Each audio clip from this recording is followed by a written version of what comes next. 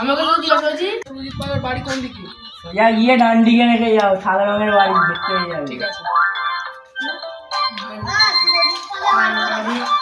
সোজা গিয়ে ডান দিকে রেখে যাও, সাদা রঙের বাড়ি। সুজিত পালের বাড়িটা কোন দিকে গো?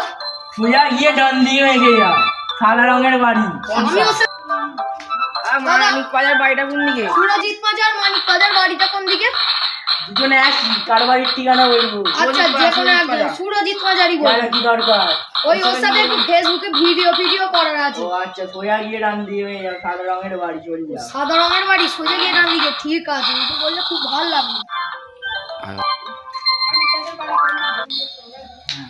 রেডি করো। রেডি। দাদা মানিক পালের সুজিত পালের বাড়ি কোন দিকে? সোজা গিয়ে ডান দিকে রেখে যাও, সাদা রঙের বাড়ি দেখতে পেয়ে যাবে। ঠিক আছে। ক টাকা কাজ করলো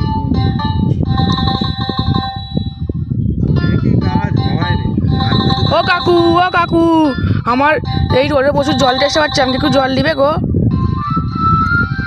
তাড়াতাড়ি পছন্দ পকেটে ঢুকিয়ে দিই, আজকাল দিনকাল খুব খারাপ।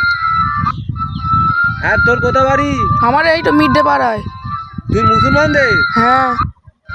আর তুই এখানে কি গান মারাতে এসেছিস?